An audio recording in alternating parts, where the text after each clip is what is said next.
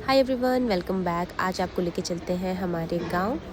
और ये जो आप सिटी देख रहे हो ये है थुनाग। थुनाग के बाद पहुंचेंगे हम सीधा अपने घर, क्योंकि यहाँ से थोड़ा ही दूर है। और ये देखो, पहुंचते ही मुझे क्यूट सा बेबी मिला वहाँ पे। फिर थुनाग के आगे की ये रिकॉर्डिंग्स हैं, क्योंकि पहले मैं रिकॉर्ड कर नहीं पाई और बाद में मुझे लगा कि व्लॉग बनाना चाहिए, क्योंकि घर हम कभी कभी आते हैं। तो सबसे पहले हम गए नानी से मिलने, क्योंकि हम नानी की वजह से ही गांव आए थे। नानी की तबीयत ख़राब थी और काफ़ी दिनों से ख़राब थी।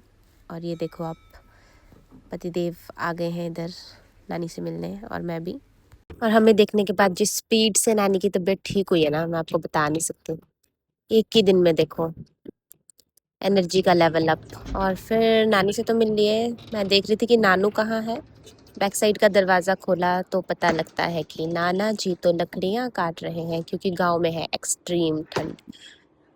सच में एक्सट्रीम ठंड किसको बोलते हैं, बहुत ज़्यादा ठंड भाई। मतलब मंडी से तो 3 गुना ज़्यादा कह सकते हैं आप लोग, 4 या 5 गुना ज़्यादा भी। तो बहुत ज़्यादा ठंड थी मतलब गाँव में।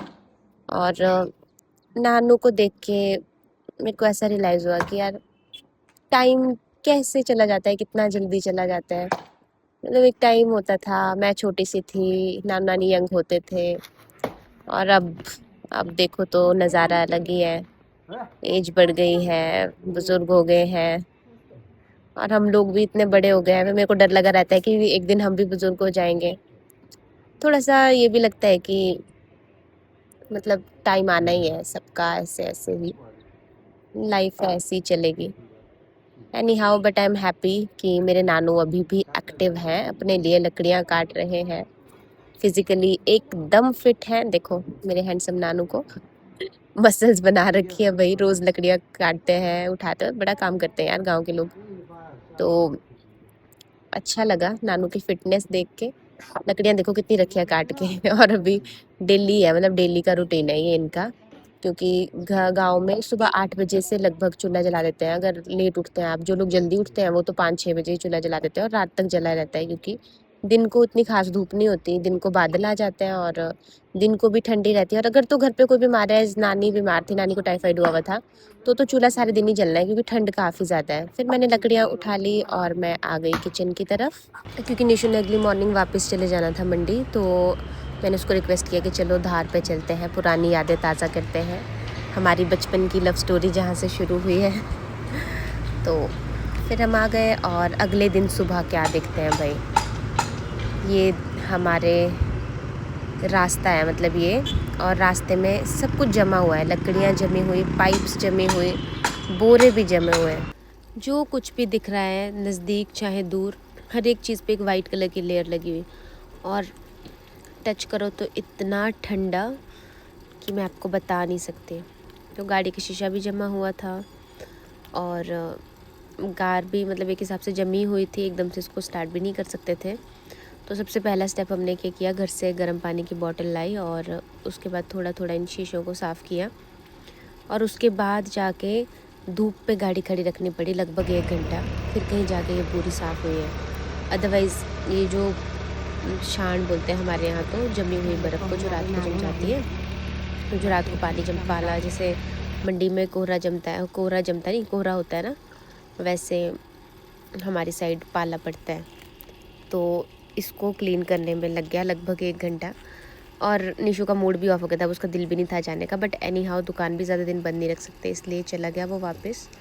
और नेक्स्ट डे आई मैं अपने घर, जो कि मेरा ससुराल है, वहाँ सफाई करने, क्योंकि घर काफ़ी दिनों से बंद पड़ा है। वैसे तो ऐसा होता नहीं था, लेकिन इस बार आपने सुना होगा थुनाग जंजैली में जो बहुत हैवी फ्लड्स आए हैं मॉनसून में, उसमें हमारा घर चला गया जिसमें हम रहते थे, जो कि बिल्कुल हर एक फैसिलिटी से भरपूर वाला घर था। तो अभी जो हम जहाँ पे हम रह रहे हैं, ये न्यू सेटअप है, अभी कंप्लीट भी नहीं हुआ है ये मकान। ये सिर्फ हमने रहने लायक बनाया, मतलब ताकि हम जब भी घर जाएं तो हमारे पास कुछ अपना हो रहने के लिए। तो ये वाला घर भी काफ़ी दिनों से बंद था, क्योंकि मम्मी पापा, अब घर पे फैसिलिटी है नहीं पूरी तरह से, तो ठंड भी बहुत ज़्यादा है, सर्दियों में तो बड़ा मुश्किल है वहाँ पे रहना। और आपको मेरे कपड़ों से ही पता लग रहा होगा कि कितनी ज़्यादा ठंड है जंजैली में। और अगर प्रॉपर फैसिलिटी ना हो तो वहाँ पे मैनेज करना बहुत मुश्किल है। फैसिलिटी से मेरा मतलब है कि इलेक्ट्रिसिटी हो गई और आपके हीटर्स हो गए, बाकी आपका चूल्हा लकड़ी वगैरह हर एक चीज़ में जिससे आप एक प्रॉपर वार्मथ हो घर के अंदर। बाकी अभी फिनिशिंग भी नहीं हुई है, साइड साइड से घर खुला हुआ है, आपको चद्दरें दिख रही होगी, चद्दरों वाला उल्टाना है, एक कमरे में तो भी लकड़ियों का ही उल्टाना है और जो साइड से है ये खुला हुआ है तो हवा भी आती है अभी, तो तब करके अभी फुल फैसिलिटी है नहीं इसकी। और रिपेयर करने में भी डर ही लग रहा है इस टाइम तो, क्योंकि ये भी ऐसी जगह है अगर फ्लड मतलब नेक्स्ट ईयर का भी अगर फ्लड का रहा माहौल तो थोड़ी मुश्किल हो जाएगी, इसलिए हम अभी कुछ कर नहीं रहे हैं।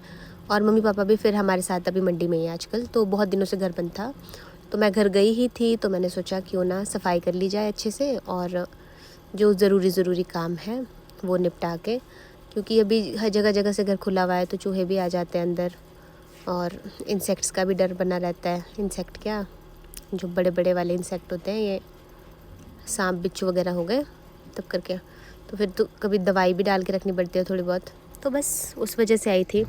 फिर हो गई थी घर के अंदर और बाहर की सफाई, लेकिन जो रास्ता है वो अभी भी मिट्टी और धूल से भरा हुआ था, तो मैंने सोचा अब पता नहीं कब आऊँगी तो सब साफ़ कर ही लेती हूँ। और उसके बाद मैं आ गई दादी को मिलने, और यहाँ पे ताई जी दिख रही हैं आपको, जो कि कभी भी बेली नहीं रहती हैं, इनके हाथ में आपको हमेशा सिलाइयाँ और बुनने वाला सामान कुछ ना कुछ मिल ही जाएगा। और आज ये मफलर बुन रही थी। फिर हमने गप्पे मारी बैठ के, और विनोद भाई की वाइफ हमारी भाभी पिंकी भी थी यहाँ पे, और ये फ़ोन पे भी चल रही थी बातें बबली दी के साथ। फिर मैंने सोचा अब पुराने घर के हालत भी देख लिए जाए, तो निशु ने मेरे को 2 ऑप्शन दिए थे जब सरिया लेने से पहले, कि या तो तू अपने लिए गोल्ड ले ले कुछ, या तो घर के लिए सरिया ले लेंगे। और मैंने बोला सरिया ले लेते हैं घर के काम के लिए, और ये सरिये भी बेचारे फ्लड में चले गए, अब देखो इनकी हालत। और ये हमारा पुराना घर जो कि अंदर से जिसकी बड़ी ही ख़राब कंडीशन है, हमारी वाली साइड का तो पैक की रखा है करके कि अंदर कुछ है ही नहीं देखने लायक। इधर वाली साइड पिंकी मासी और रहते हैं, मतलब हमारे चाची।